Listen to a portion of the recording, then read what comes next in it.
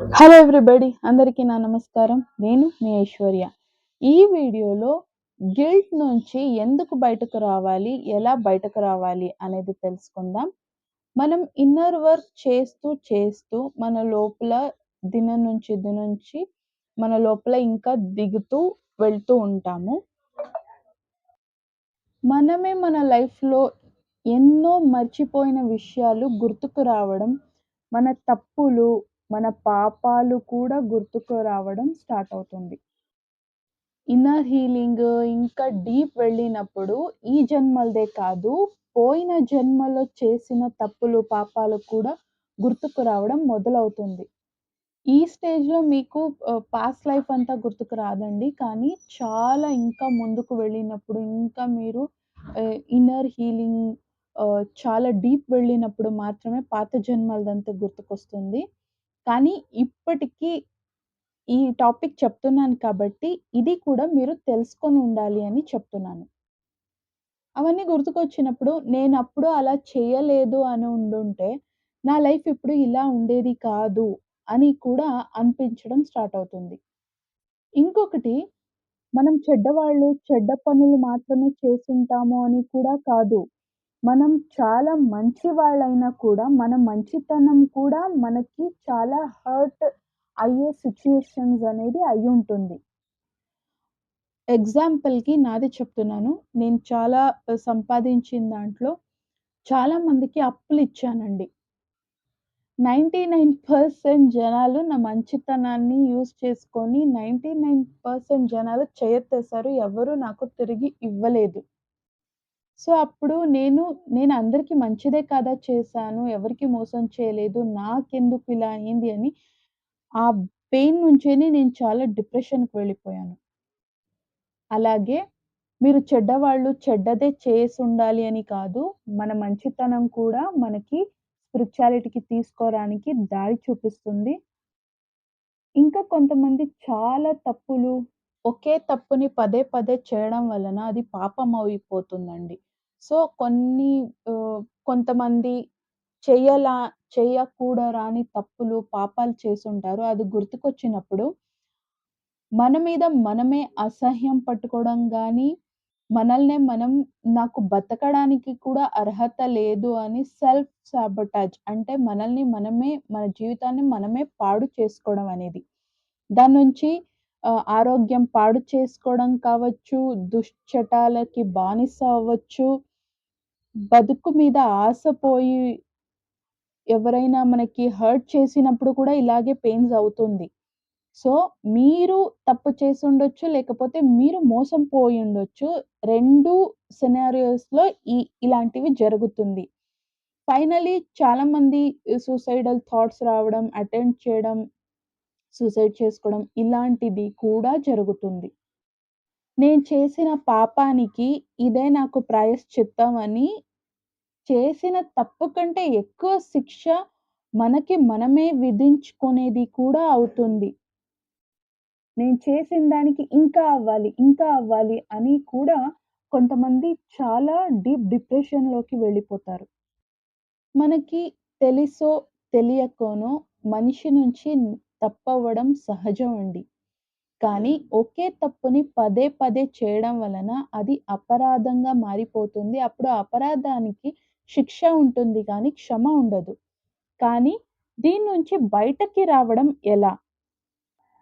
ఎప్పుడు మనం చేసిన తప్పులన్నీ వెతుక్కుంటూ, మనం క్లియర్ చేసుకుంటూ పోతామో, ఎప్పుడు ఆప్ నేను చేసిన తప్పు అని తెలుసుకొని పశ్చాత్తాపం పడి, ఆ పశ్చాత్తాప అనే వేడిలో మనం ఆహ్, నలిగి ఎప్పుడు మనం ఆహ్, కుందనపు బొమ్మలా మారుతామో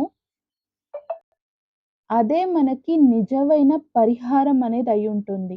ఉదాహరణకి ఇప్పుడు ఈ జన్మలో మీరు చాలా మంచివారు. చాలా మంచి పుణ్య ఫలాలు చేస్తున్నారు.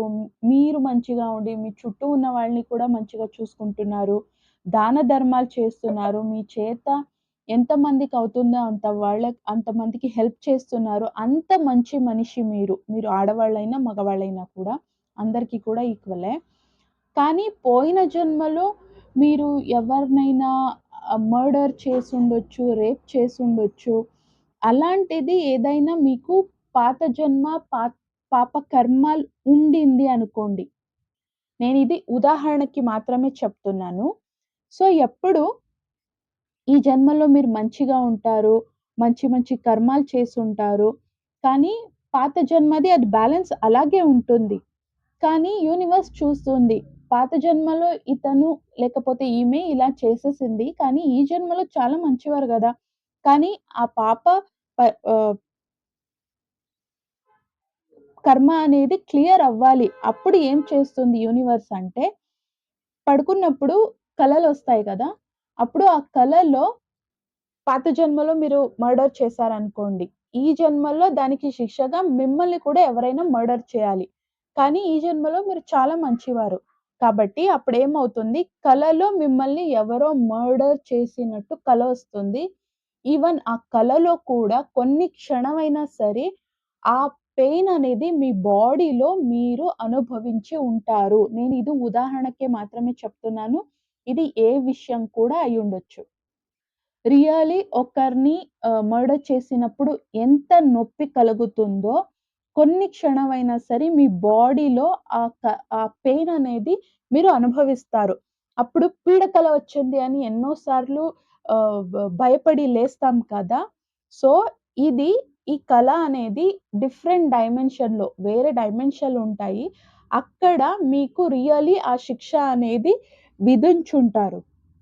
ఈ జన్మల్లో మిమ్మల్ని సేఫ్ చేయడానికి, ఆ పాప కర్మాల్ని క్లియర్ చేయడానికి అలాంటి శిక్ష అనేది అయ్యుంటుంది. మీ పాపకి శిక్ష కూడా అయింది. ఆ పాపం పరిహారం కూడా అయిపోయి ఉంటుంది. నేనిది ఉదాహరణకి చెప్పాను. పెద్ద పెద్ద అపరాధాలని కాదండి. చిన్న చిన్న తప్పులు కూడా అయ్యుండొచ్చు. చిన్న చిన్న విషయాలకి కూడా అబద్ధం చెప్పడం, చిన్న చిన్న విషయాలకి కోపం చేసుకోవడం. నేను తప్పు చేసేసాను. సారీ ఇంకోసారి చెయ్యను అనేది మళ్ళీ, మళ్ళీ అదే తప్పుని రిపీటేటివ్‌గా చేస్తూ ఉంటే first of all me throat చక్ర బ్లాక్ అవుతుంది. మీ మాటకి ఎవ్వరు విలువ ఇవ్వరు. మీకు కూడా ఎలాంటి విలువ అనేది ఉండదు. కానీ ఎప్పుడు నిజంగా మీరు తప్పుని తెలుసుకొని, తిద్దుకొని ఉంటారో మళ్ళీ ఆ తప్పుని రిపీట్ చెయ్యరు. నిజంగా తిద్దుకోవడం అంటే అది.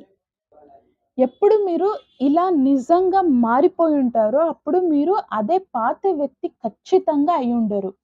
మనం ప్రతిరోజు కూడా పడుకున్నప్పుడు మన ఓల్డ్ సెల్ఫ్ ఈరోజు ఉన్న నా గురించి చెప్తాను. ఈరోజు నేను పడుకున్నప్పుడు, ఈరోజున్న ఐశ్వర్య చనిపోయి, పొద్దున్నే నేను లేచేటప్పుడు కొత్త ఐశ్వర్యానే పుట్టేది. ప్రతి ఒక్కరు కూడా అలాగే అయ్యేది. ఇది బుద్ధ కూడా చెప్పారు. మన శాస్త్రాల్లో కూడా ఉన్నాయి. బుద్ధ ఎన్‌లైటన్ అయిన తర్వాత ఆయన రాసిన ఎన్నో విషయాల్లో ఇది కూడా ఉంది. మనం ప్రతిరోజు చచ్చి కొత్తగా పుడుతూ ఉంటాము అని. కాబట్టి మీ ఇన్నర్ వర్క్‌లో మీ గురించి మీకు ఏం తెలిసినా కూడా మీరు తప్పు చేసుండొచ్చు. ఎవరికైనా మోసం చేసుండొచ్చు. లేకపోతే మీరు చాలా మంచివారయ్యుండి మిమ్మల్ని మోసం చేసుండొచ్చు. మీకు హర్ట్ చేసుండొచ్చు. ఫస్ట్ చేసే పని ఏంటంటే మిమ్మల్ని మీరు క్షమించుకోవడం. మమ్మల్ని మనం క్షమించుకోవాలి.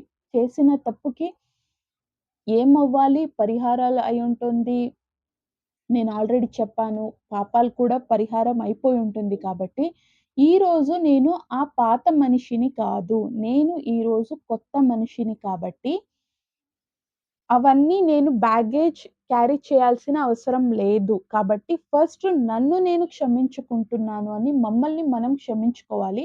ఆ తర్వాత మమ్మల్ని ఎవరు హర్ట్ చేశారో, బాధ పెట్టారో వాళ్ళని క్షమించేయాలి. క్షమించేసిన తర్వాత మనకి న్యాయం దొరకాలి గదా! ఓకే. మనం తప్పు చేసినందుకు మనం శిక్ష అనుభవించాము. మనల్ని హర్ట్ చేసిన వాళ్ళకి కూడా శిక్ష అవ్వాలి కదా! మనకి న్యాయం దొరకాలి కదా! ఒకటి అర్థం చేసుకోండి. ప్రకృతి ఎవ్వరిని వదలదు. ప్రకృతి అన్నీ కూడా చూస్తూ ఉంటుంది. భగవంతుడి కంటి నుంచి ఎవ్వరు కూడా తప్పించుకోలేరు. ఎప్పుడు మీ ఆ వ్యక్తిని క్షమించేసి మీ లైఫ్ నుంచి దూరం చేసేస్తారు. వాళ్ళకి రియల్‌గా వాళ్ళకి శిక్ష అవుతుంది. ఈవెన్ మీరు అది చూసేటట్టుగా కూడా చేస్తారు. ఇప్పుడు కాకపోవచ్చు, ముందు ఎప్పుడో ఒక్కరోజు వాళ్ళకి ఏ శిక్ష పడింది అనేది మీరు కూడా చూస్తారు. సృష్టి అలా శిక్షిస్తుంది. ఎవ్వరిని కూడా వదలనండి. నన్ను వదలదు, మిమ్మల్ని వదలదు, ఎవ్వరిని వదలదు. కర్మ అనేది భగవంతుడిని కూడా వదలలేదు. మనుషుల్ని, మమ్మల్ని వదులుతుందా? No chance. మీరు మనస్ఫూర్తిగా క్షమించి వదిలేయండి వాళ్ళని. వాళ్ళకి శిక్ష అవ్వాలి అది ఇది ఉంటుంది గానీ, సంపూర్ణంగా మనస్ఫూర్తిగా క్షమించి వదిలేయండి. వాళ్ళకి ఎలాంటి శిక్ష పడుతుంది అనేది మీ కళ్ళతో మీరు చూస్తారు. యూనివర్స్ అందరికీ న్యాయం ఈక్వల్‌గా చేస్తారు. నెక్స్ట్ అపరాధ బోధ. గిల్ట్ మీరు చేస్తూ ఉంటే అప్పుడు మీరు స్టక్ అయిపోతారు. మీరు స్టక్ అయితే ముందుకు వెళ్ళలేరు స్పిరిచ్యువల్ జర్నీలో. కాబట్టి మీరు ఎంత క్షమించడం అనేది నేర్చుకుంటారో, మీరు అంత స్పీడ్‌గా, అంత డీప్‌గా మీ ఇన్నర్ వర్క్‌ని ఫాస్ట్‌గా చేయడానికి, కంప్లీట్ చేయడానికి మీకు అవుతుంది. మీరు ఇన్నర్ వర్క్, ఇన్నర్ హీలింగ్ అంతా కంప్లీట్ చేసిన తర్వాతనే మీ లోపల ఉన్న బ్లాకేజెస్ అన్నీ క్లియర్ అయ్యి, మీరు అనుకున్నది సాధించడానికి మీకు దారి అనేది క్లియర్ అవుతుంది. డోర్స్ అనేది ఓపెన్ అవుతుంది. కాబట్టి మీ గురించి మీకు ఏం తెలిసినా కూడా మిమ్మల్ని మీరు క్షమించుకోండి. మిమ్మల్ని హర్ట్ చేసిన వాళ్ళని కూడా క్షమించేయండి. ఇది బ్యూటీ ఆఫ్ స్పిరిచ్యుయాలిటీ. మనం ధ్యానం చేయడం వలన, స్పిరిచ్యువల్లీ మనం గ్రో అవ్వడం వలన, క్షమించడం మనం రూఢి చేసుకోవడం వలన, మన తప్పుల్ని సరి చేసుకోవడం వలన మన తప్పులకి క్షమాపణ మాత్రమే కాదు, మనకి తెలుసో, తెలియకో ఏదైనా పాపాలు చేసుండుంటే, ఆ పాపాలు కూడా పరిహారం అయిపోతుంది. ధ్యానానికి, స్పిరిచ్యుయాలిటీకి అంత పవరుంది. That is the real beauty of spirituality. So, ఎప్పుడైనా మీరు అపరాధ బోధతో, గిల్ట్‌తో స్టక్ ఫీల్ అయితే ఈ వీడియోని మళ్ళీ చూడండి. మీరు అదే పాత మనిషి ఇప్పుడు కాదు. మీరు కొత్త మనిషి అనేది గుర్తుపెట్టుకోండి. ఈ వీడియో మీకు ఎలా అనిపించింది కామెంట్‌లో చెప్పండి. నెక్స్ట్ వీడియోలో సాయంత్రం 7 గంటలకి కలుద్దాం. అంతవరకు keep smiling, take care because we are all born for a reason. Bye and love you all.